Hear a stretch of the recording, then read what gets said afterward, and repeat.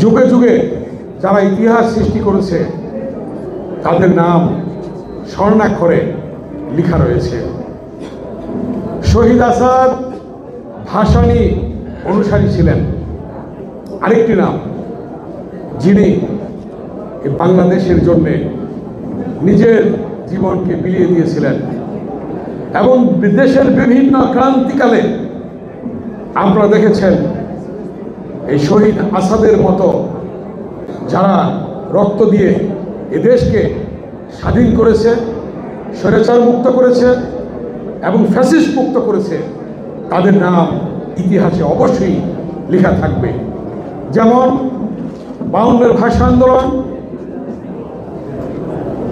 বরকত সালামের নাম লেখা থাকবে। যেমন 62-র শিক্ষা আন্দোলন, ওয়াজুল্লাহ বাবুলের নাম লেখা থাকবে।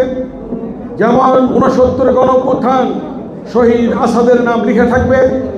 যেমন 71-এর মুক্তিযুদ্ধে স্বাধীনতার ঘোষণাকে শহীদ রাষ্ট্রপতি জিয়াউর রহমানের নাম লেখা থাকবে। যেমনিভাবে 90-এর স্বৈরাচার বিরোধী আন্দোলনে নূর হোসেন, জেহাদ, ডাক্তার মিলন সহ শহীদের নাম লেখা থাকবে।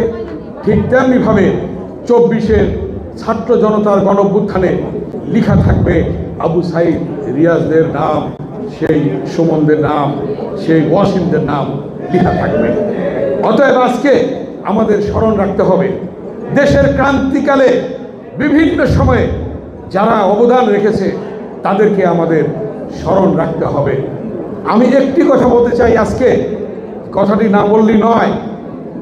স্বাধীনতা সংগ্রামের সময় যখন মানুষ দিক বিদিক এদিক ওদিক দিশেহারা, তখন স্বাধীনতার ঘোষণা ভেসে এসেছিল সেই কালুরঘাট বেতার কেন্দ্র থেকে শহীদ রাষ্ট্রপতি জিয়াউর রহমানের কণ্ঠ থেকে।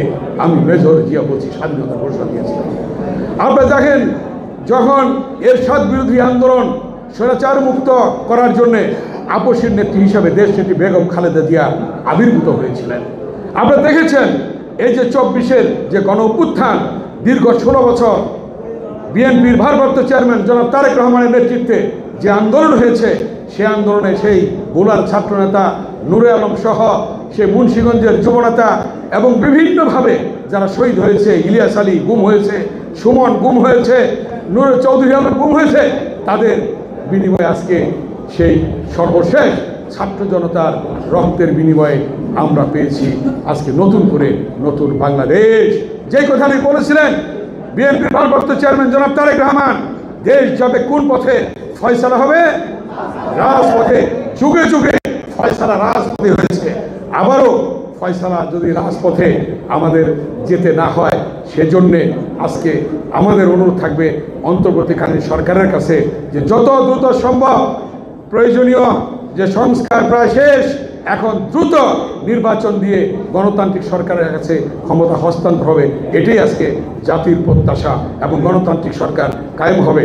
সেই গণতান্ত্রিক সরকারকে সামনে নিয়ে শহীদ আসাদকে স্মরণ করে আমরা সামনে এগিয়ে যাব এবং যে দাবিগুলি আজকে ডাক্তার নুরুজ্জামান শহীদ আসাদের ভাই করেছে, মাননীয় মহাসচিবের কাছে আমাদের অনুরোধ থাকবে যে আপনি এই বিষয়গুলি দেখবেন আগামীতে, যাতে শহীদ আসাদের এই দাবিগুলি পূরণ হয়। এই প্রত্যয় ব্যক্ত করে সকলকে ধন্যবাদ জানিয়ে শহীদ আসাদের আত্মার মাগফিরাত কামনা করে আমার বক্তব্য শেষ করছি।